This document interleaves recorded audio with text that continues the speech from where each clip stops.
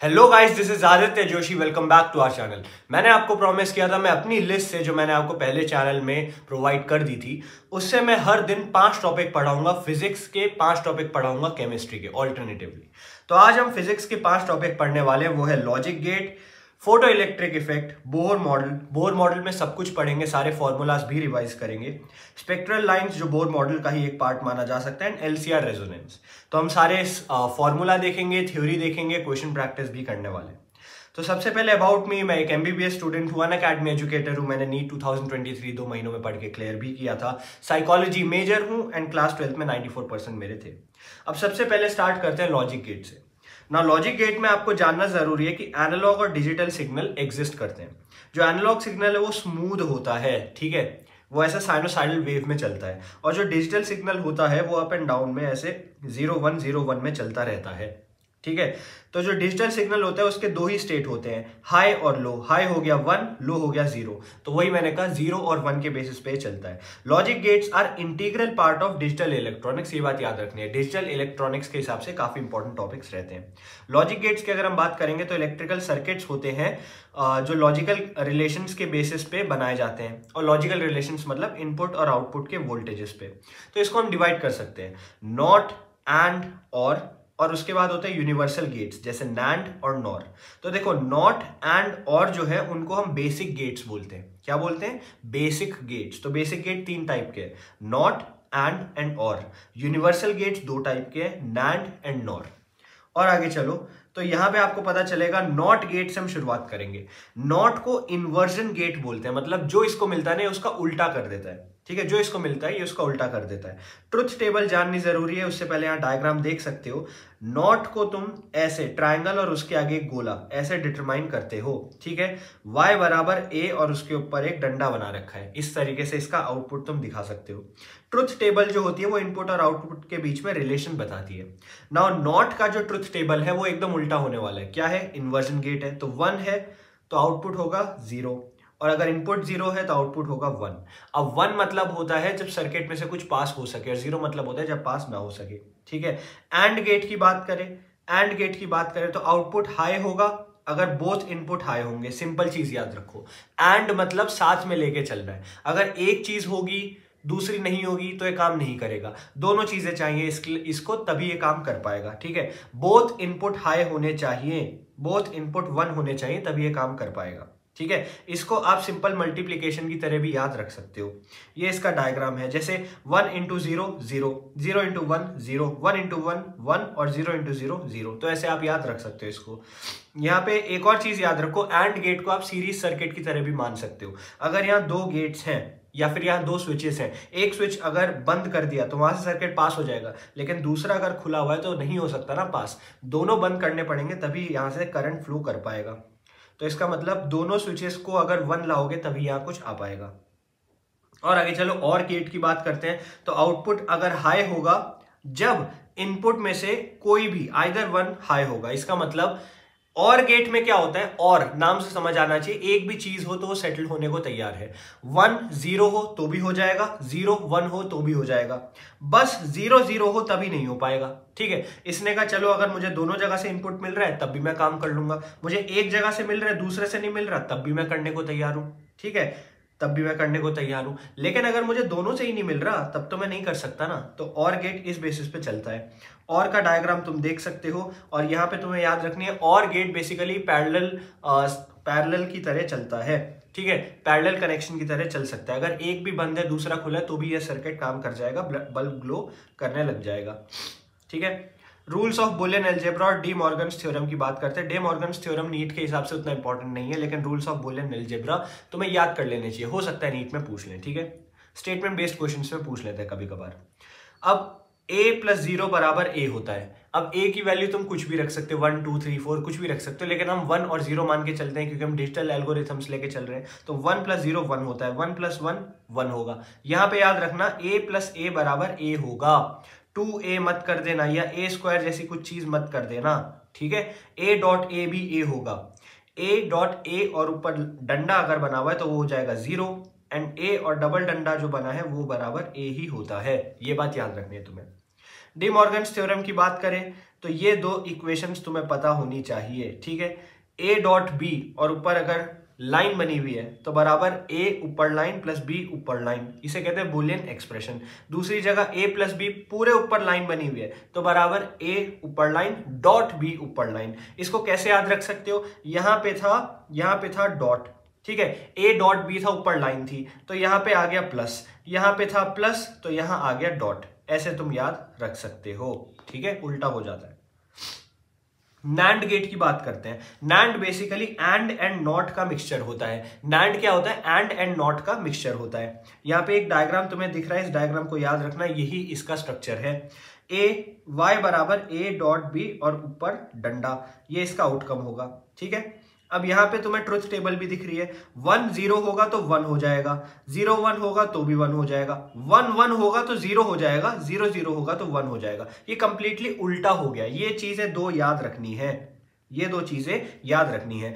1 1 होगा तो 0 हो जाएगा, ठीक है।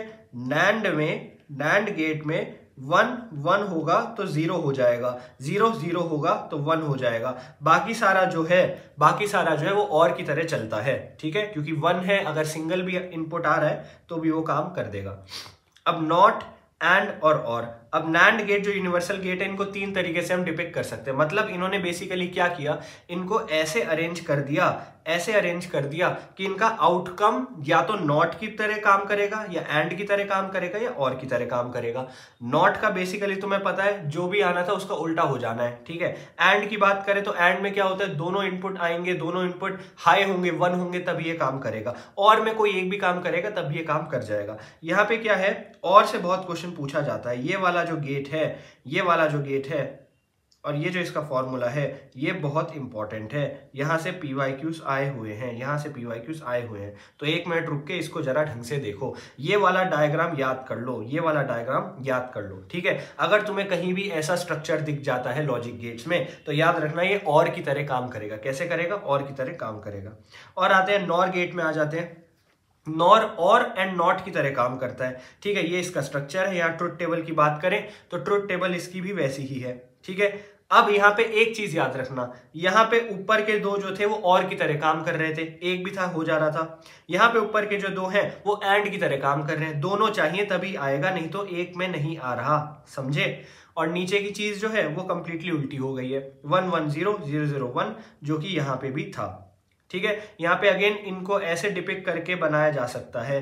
ये एंड है, याद रखना, ये एंड है, ये एंड वाला बन गया है। यहाँ पे क्या था, ये और वाला बन गया था। तो ये स्ट्रक्चर्स जानने थोड़े से जरूरी हैं। ये वाली इक्वेशन भी जाननी थोड़ी सी जरूरी है। बेसिकली देखो, ये एंड ये पूछ लेते हैं, और पूछ लेंगे और एंड पूछ लेंगे। तो अगर ये स्ट्रक्चर कहीं तुम्हें दिख रहा है तो इसका आउटकम और की तरह होगा, ये स्ट्रक्चर दिख रहा है तो इसका आउटकम एंड की तरह होगा।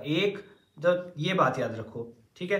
1 2 एंड ये वाला 3 एंड ये वाला 4, ठीक है। ये 4 अगर तुम्हें आ जाते हैं तो तुम्हारे more than 70% of questions easily हो जाएंगे। एक्सक्लूसिव गेट्स की बात करें तो एक्सक्लूसिव गेट्स उतना ज्यादा नहीं पूछा जाता है, लेकिन एक बार तुम ओवरव्यू ले सकते हो। XOR हो सकता है, XNOR हो सकता है। ट्रुथ टेबल देख लो, 1 0 1 0 1 1 1 1 0 एंड 0 0 0, ठीक है। अगर 1 1 है तो भी 0 होगा, 0 0 है तो भी 0 होगा। अब यहाँ XNOR में क्या होता है, 1 1 होगा तो 1 हो जाएगा, 0 0 होगा तो 1 हो जाएगा। बाकी सारी चीजें भी इसकी कंप्लीटली उल्टी हो गई हैं। डायग्राम तुम देख सकते हो दोनों के, और यहाँ पे तुम्हें एक एग्जांपल दिख रहा है। जरूरी नहीं होता कि तुम्हें टेबल याद करनी है इन दोनों की, ठीक है। यहां पर इस कंक्लूजन में पहुंचने के लिए तुम इसको भी सॉल्व कर सकते हो। एक बार 1 लो, एक बार 0 लो, तो इसकी वजह से इनपुट डालते हुए तुम आउटकम तक पहुंच सकते हो। जरूरी नहीं है ये 2 टेबल्स रटनी है, लेकिन अगर तुम्हें ये वाली टेबल NOR की और ऊपर वाली आती है तो बेटर रहेगा। लास्ट वाली मैं कहूंगा टेबल रटने की जरूरत नहीं है, ठीक है। यहां तुम्हें कुछ क्वेश्चंस दिख रहे हैं, इन क्वेश्चंस को सॉल्व करने की कोशिश करो। सबसे पहले सिंबॉलिक रिप्रेजेंटेशन पूछिए 4 लॉजिक गेट्स की। तो इन्होंने पूछा है एंड, नैंड एंड नॉट का कौन कौन सा होगा। एंड, नैंड एंड नॉट का कौन कौन सा होगा। तो एंड की बात करें तो एंड तो ये है एंड, ठीक है, ये है एंड। अगर हम नैंड की बात करें तो ये है नैंड, इसका कंप्लीटली उल्टा हो गया, ये है नैंड, ठीक है, ये है नैंड। और अगर हम नॉट की बात करें तो नॉट वाला ये है, ये है नॉट। सिंपल, बहुत सिंपल। और आगे चलो, असल में PYQ है 2011 का, तो तुम समझ सकते हो कितने सिंपल क्वेश्चन भी आ जाते हैं। अगर इस वाले की बात करें तो आउटपुट पूछा है लॉजिक गेट का। ये वाला लॉजिक गेट अभी अभी तुमने कहीं देखा था, ये वाला लॉजिक गेट अभी अभी तुम्हें मैंने कहीं दिखाया था। ये रहा सेम, A.B यहाँ पे दिख रहा है तुम्हें, राइट। तो इसका आंसर क्या है? इसका आंसर यही है A.B। तो अगर तुम ऊपर के गिने चुने 4 लॉजिक गेट के डायग्राम याद कर लोगे तो सारे क्वेश्चन उठ जाएंगे। अब आ जाते हैं फोटो इलेक्ट्रिक इफेक्ट में। फोटो इलेक्ट्रिक इफेक्ट जो कि सेकंड कॉन्सेप्ट था हमारे आज का, ठीक है।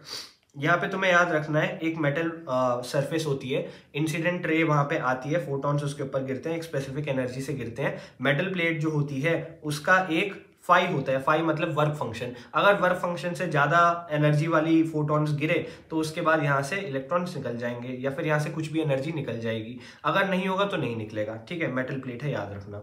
अब काइनेटिक एनर्जी बराबर क्या होता है? काइनेटिक एनर्जी होता है E माइनस फाई। फाई मतलब वर्क फंक्शन, E मतलब जिस एनर्जी से वो गिरा। अगर एनर्जी फाई से ज्यादा होगी तभी काइनेटिक एनर्जी के साथ कुछ निकलेगा, नहीं तो नहीं निकलेगा। काइनेटिक एनर्जी बराबर hc upon lambda minus phi भी लिख सकते हैं, ठीक है। अब यहाँ फाई क्या होता है? फाई के लिए एक और लिख सकते हो formula, hc upon lambda threshold. Threshold wavelength होती है हर एक मेटल की, वो तुम्हें दी जाएगी, वो तुम्हें रटने की जरूरत नहीं है।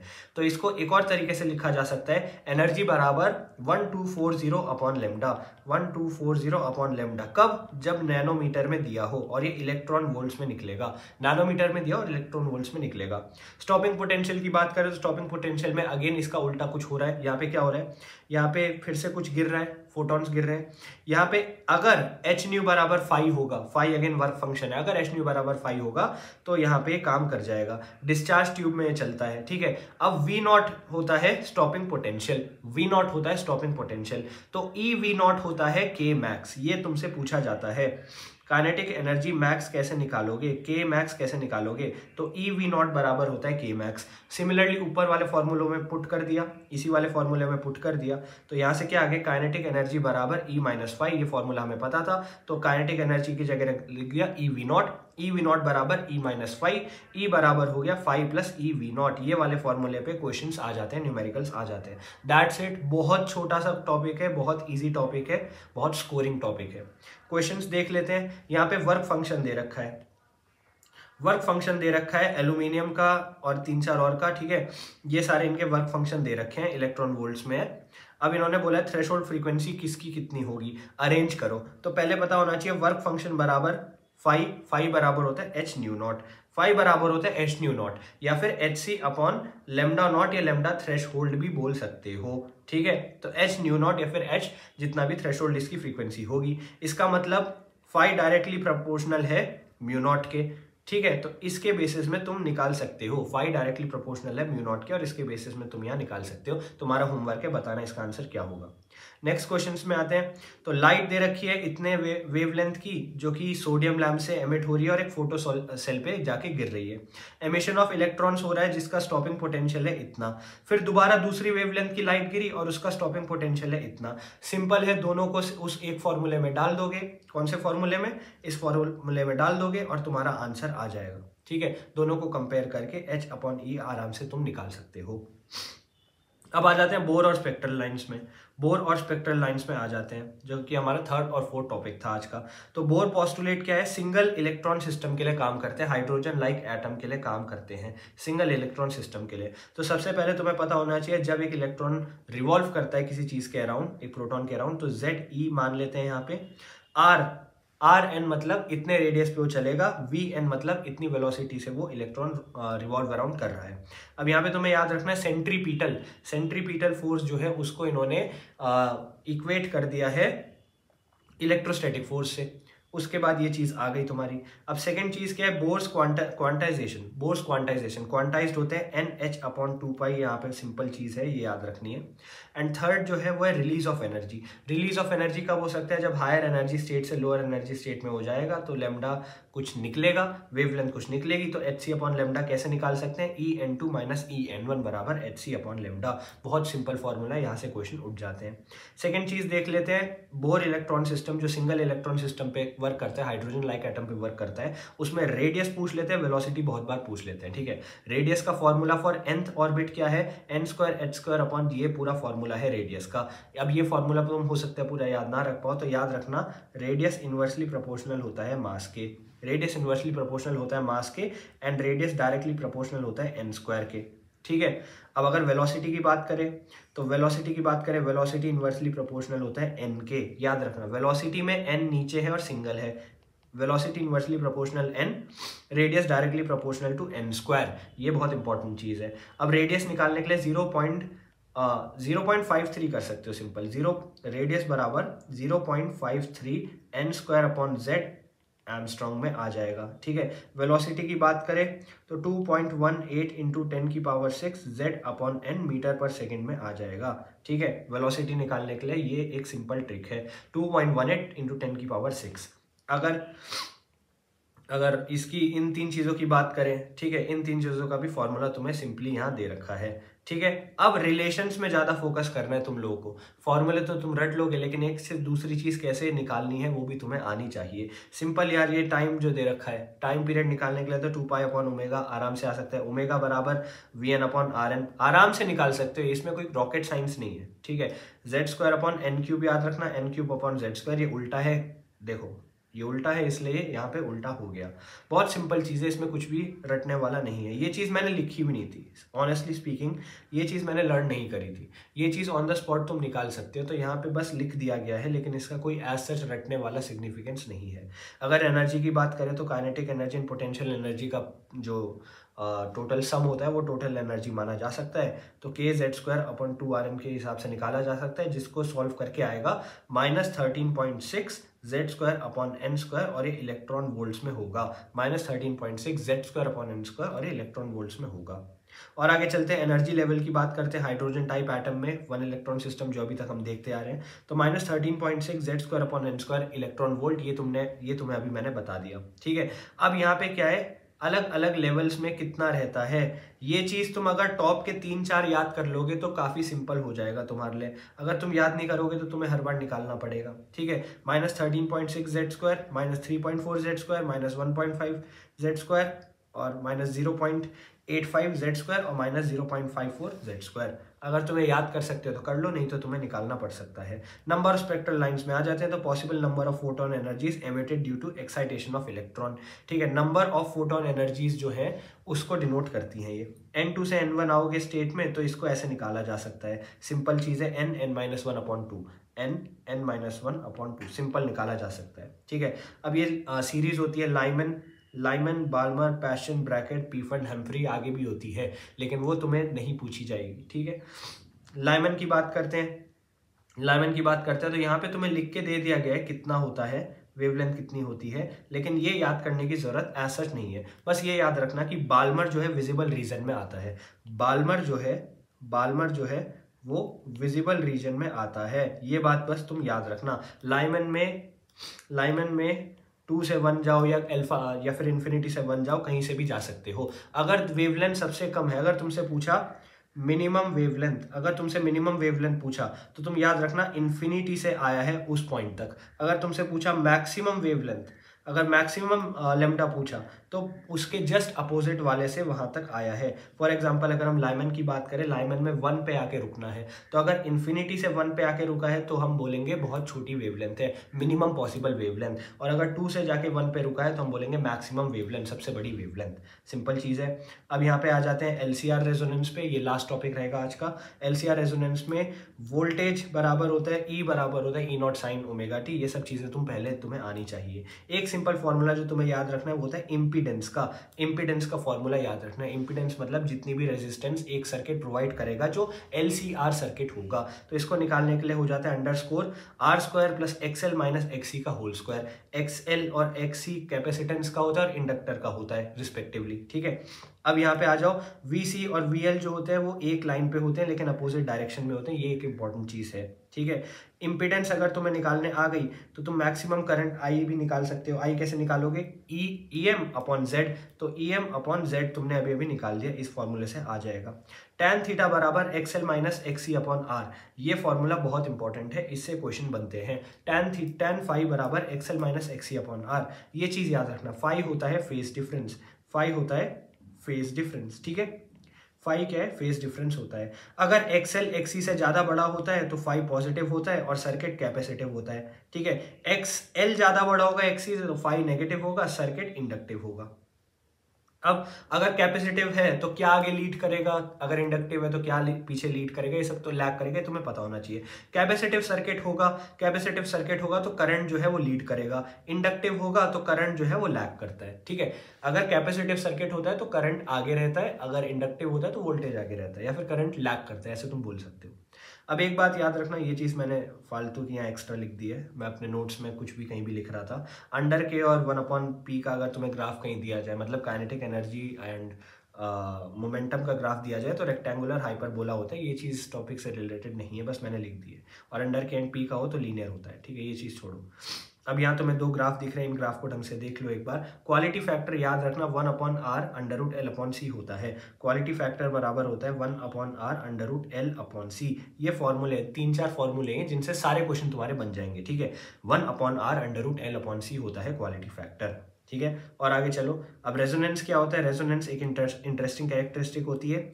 Impedance of LCR circuit is minimum, resonance के समय इंपीडेंस जो होती है, जो टोटल रेजिस्टेंस वो प्रोवाइड करेगा वो मिनिमम होती है। करंट फ्लोइंग जो है वो मैक्सिमम होता है।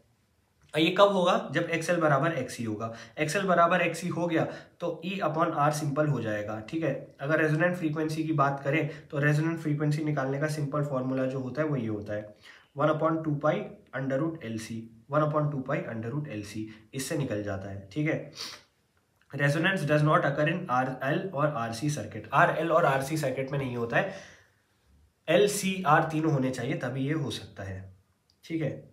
और आगे चलो, यहाँ पे तुम्हें एक डायग्राम दिख रहा है, यहाँ पे दिख सकता है कि अच्छा यहाँ पे अगर रेजोनेंस हो गया, तो रेजोनेंस होने के समय में करंट मैक्सिमम हो जाएगा। अगर तुम्हें अगर ये एक ग्राफ तुम्हें बना के दिया जाता उसका इंपीडेंस का, तो रेजोनेंस के समय इंपीडेंस सबसे कम हो जाता है, तो ये उल्टा दिखा देते ग्राफ को, ठीक है।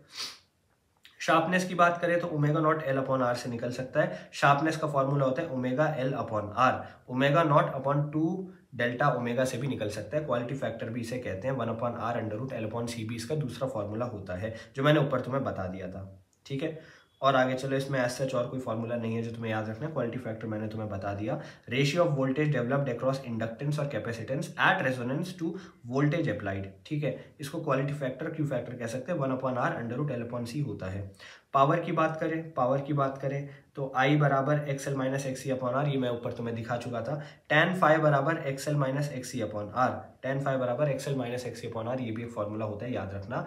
I² RMS Z cos phi, ये पावर होता है। पावर का फॉर्मूला सिंपल है, I² RMS Z cos phi, या फिर इसका दूसरा फॉर्मूला याद रख सकते हो, E RMS I RMS cos phi, ठीक है। पावर बराबर I RMS V RMS cos phi, या फिर I² RMS Z cos phi. V² RMS R upon Z square भी इसी से डिराइव कर सकते हो, ये भी एक इसका वेरिएशन है, ठीक है। इसको याद रखना तो रख सकते हो, नहीं रखना तो मत रखो, ठीक है। और आगे चलते हैं, ये दो क्वेश्चन है जो तुम्हारे होमवर्क है इस टॉपिक से, इन दो क्वेश्चंस को सॉल्व करके देखो, बहुत सिंपल क्वेश्चन है, बहुत सिंपल।